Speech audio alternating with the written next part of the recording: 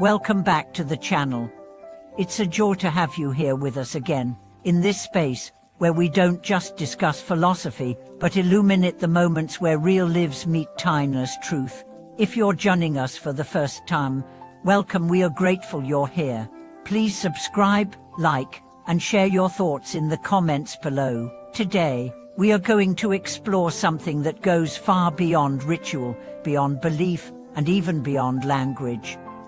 We are going to step into the deeply personal and often wordless realm of faith, the kind that calls out in darkness with a cynical name, Guan.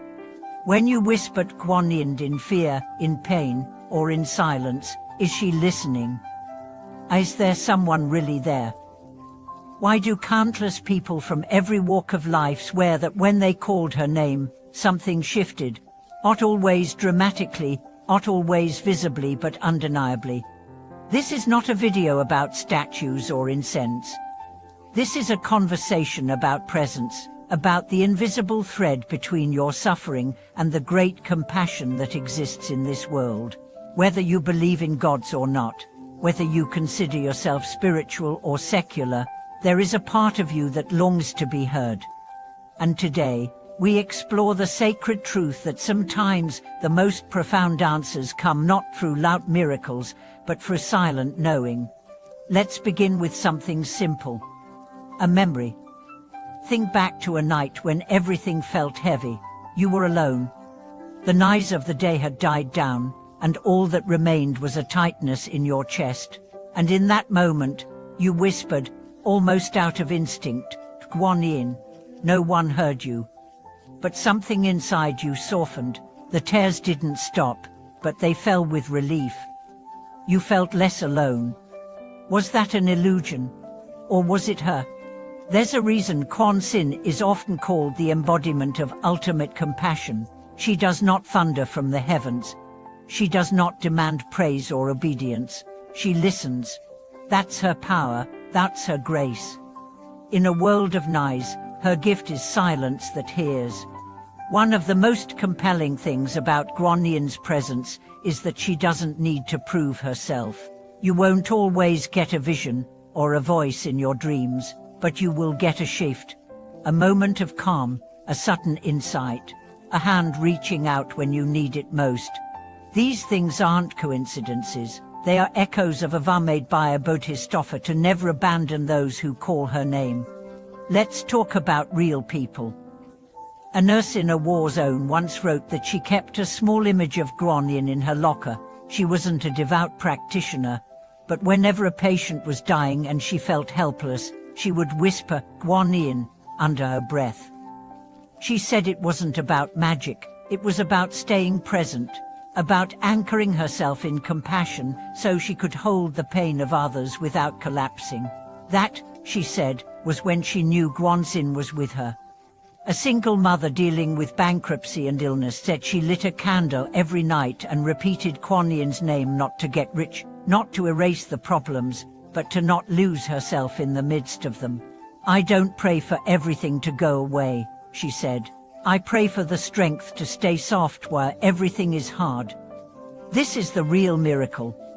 Guan doesn't change your life by rearranging the world. She changes your life by helping you remain open-hearted in a world that tries to shut you down. She is the part of you that still believes in tenderness, even when you're surrounded by indifference. There's a reason she's known as the one who hears the cries of the world. She doesn't need you to be eloquent.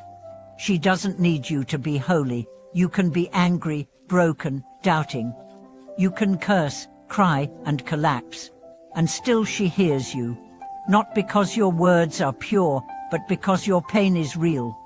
Faith in Guan is not about religion.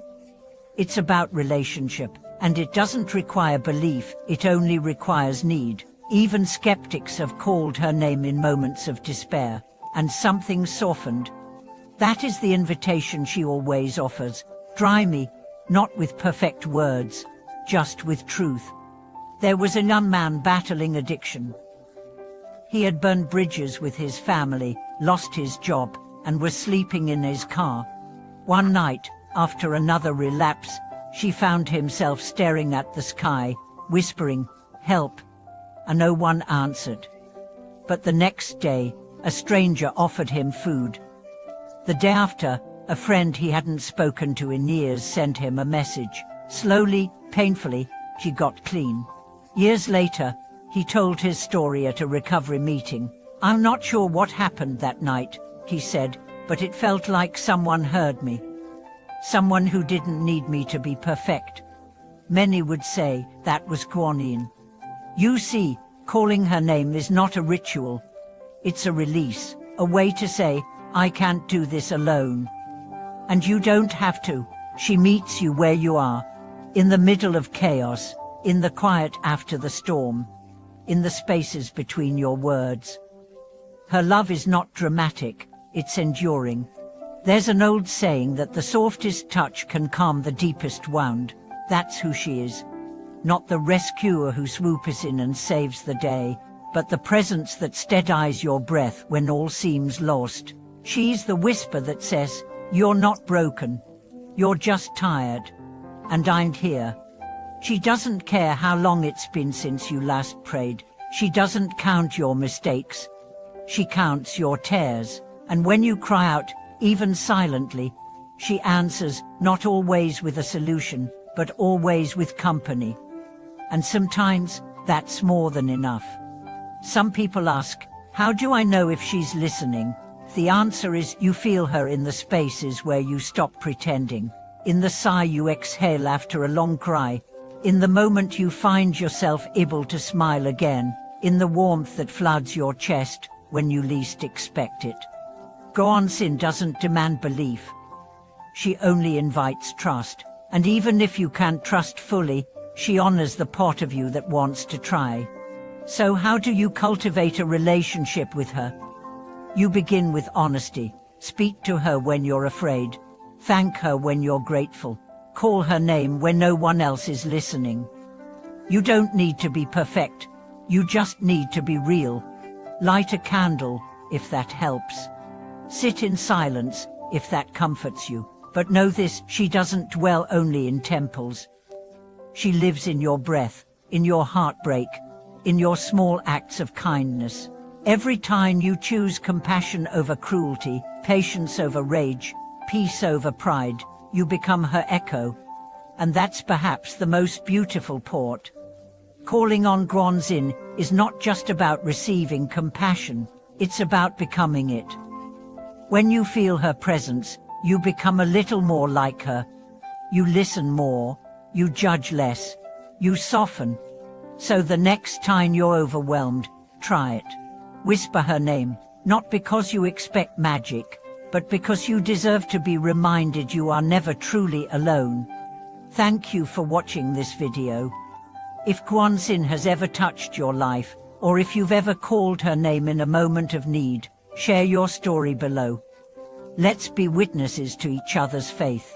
Don't forget to like, subscribe, and stay with us as we continue to explore the deepest truths of the human spirit together.